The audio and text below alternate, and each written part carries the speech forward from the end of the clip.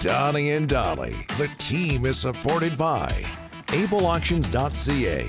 Closing your business? We can help. Monday, and all of our guests today are brought to you by Brisson Motors. Those guests include Pat Brisson, standing by. Brisson Motors helping you dine in or dine out all February long with a $500 gift card with your next vehicle purchase. Sounds good. Also, they are taking away the GST, Rick. Oh! Learn more at Brisson Motors, BASANT Motors.com. We're joined now by Pat Brisson from CAA Sports. NHL player agent among his clients, Elias Pettersson and Quinn Hughes, who Canuck fans know this, has decided not to take part in the Four Nations face-off. And Pat joins us now. Pat, thanks so much for doing this, sir. How are you? Good. How you doing, Donnie? How you, Rick? Hey, Pat. Very well, Pat. And again, thanks so much for doing this. What was that like? What went into this decision to have Quinn Hughes not take part in the Four Nations, Pat? Well, Quinn made his decision yesterday after many discussions in the past couple of days. I would say that it became down to a very long marathon yesterday. So. Yesterday afternoon, he made a decision. Was it emotional, Pat? It was very emotional. I mean, Rick, we spoke a little bit yesterday. It was very hard for him. He was trying hard to come back to play even Saturday for the Canucks. He's been lingering this injury for a little bit now, and he went back and forth for a long time and finally made a decision. Yeah, it was very hard. It was very emotional. He was looking forward to play for his nation and at the same time play with his brother. And anytime you're named to play on on this kind of platform, it's an honor. And it was very hard for him to make this decision. Pat, how involved were the Canucks in the decision? The Canucks were very supportive, both on the medical side and everything. I mean, all along, they left it up to Quinn to make that decision. They were very supportive, and all along. And but at the end of the day, we all know it's the right decision for him. I mean, I'm sure the Canucks are, happy with his decision. We're happy with his decision. It's the right decision. It's a mature decision.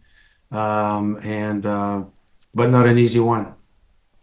Hey, Pat, he has the hand. It's been bothering him. It's taped up. We talked about this, and now he's got this second injury. Do you feel, Pat, out of the Four Nations, you'll be 100%? Like this, he can come back, use this rest, and come back 100%?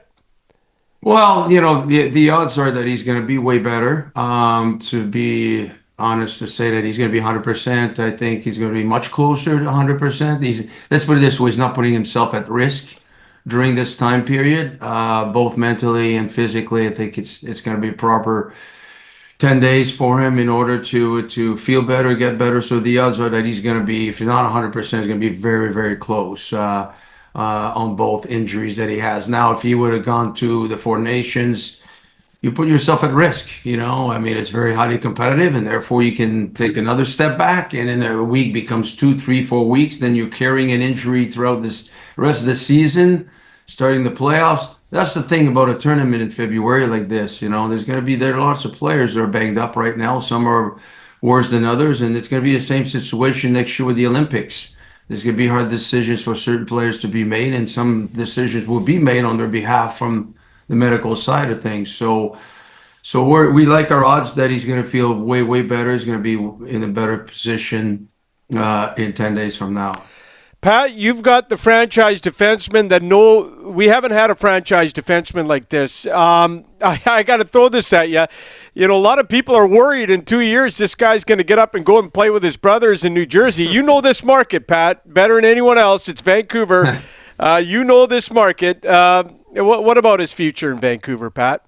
I don't think or talk about 24 months from now, let alone we're talking about, the next couple of weeks. There's a trade deadline coming up on March 7th.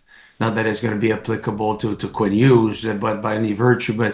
But so many things are happening in this business, as you know. I mean, there's going to be new coaches, new GMs, new this, new that, and the teams who are not going to be as successful as they're supposed to, or there's going to be surprises. So 24 months ahead. I mean, it's way too early to tell. Yeah, he's doing well currently, obviously in Vancouver. Things are great, and I don't want to speculate anything one way or the other. You know. All right, I understand. Pat, you got another high-profile client in this market, Elias Pettersson. His numbers are not where, he probably wants them to be. What's your take on his season so far? His name popped up in trade rumors, all that stuff. What's going on with Pettersson, Pat? Yeah, I mean, I never try to find excuses. I know Pitti had a tough summer. He couldn't train at the level that he wanted to train. He had an injury, and it held him back for quite a while. And he had an okay camp. To be fair, he didn't have. He's not happy with the way he's performed up to probably. I would say he had high, ups and downs throughout the first 50 games, and he's got high expectations on himself, and he said it verbally the last couple of weeks here, and we know that he's a better player than what he's shown for so far this year. But at the same time, he's applying a lot of pressure on himself. He's a proud player and proud person, and sometimes timing injuries take a little step back into your timing. I mean, Jason Robertson had a surgery late July, and Jason just started to play well, I would say. I mean, producing the past couple weeks and up to he wasn't supposed to be ready till November. So there's a lot of things here, but Elias is still young. He's got a lot to offer, and we all know that he's capable of having another fantastic year the way he had a few years ago. We know there's still 25, 30 games left, and we always remember the last game of the season. There's still a lot of hockey to be played here, and I'm very confident he's going to be very solid here to the end of the season. Talking with Pat Brisson. Pat, your client, Sidney Crosby, we find out today that he is taking part in the Four Nations tournament for Team Canada. We also know that it looks like he's not 100% healthy. How effective can he be?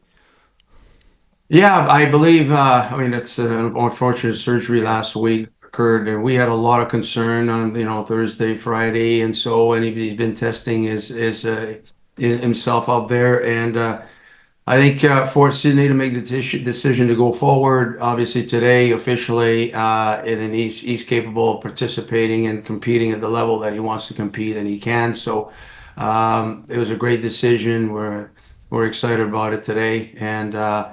But he's ready. He's ready to compete. He knows his body better than anyone, and so it's an exciting moment for Team Canada for sure. He underwent a procedure, Pat. Is that right?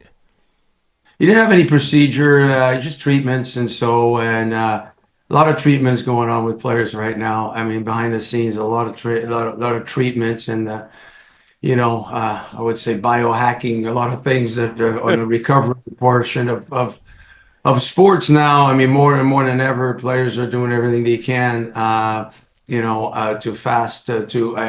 accelerate the process of these recoveries.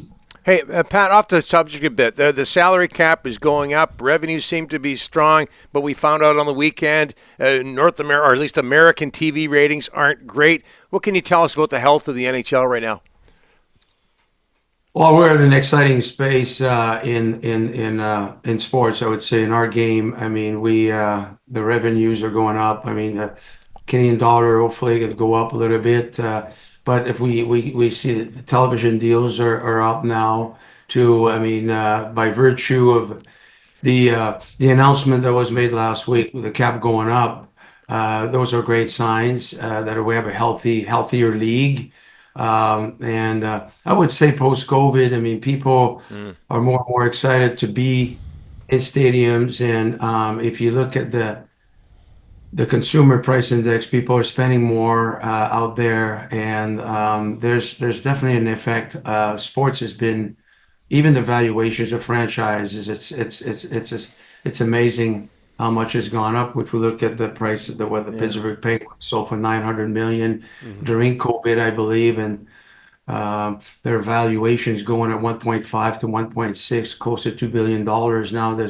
We haven't seen these types of increases in decades. So no, the sport's going the right direction, and it's exciting. And teams, it'll be exciting to see what teams are going to do this summer, and in virtue, obviously, of knowing now where the cap is going. Well, we didn't know. We approached the negotiations last few summers where we had a flat cap, and now we know there's actually a tremendous increase out there. So there's going to be a lot of excitement and some mind-blowing deals, in my opinion. Pat, we know you're very busy. We can't thank you enough for doing this. Appreciate it. You're welcome, guys. Thank you. Thank you, bet, Pat. You bet.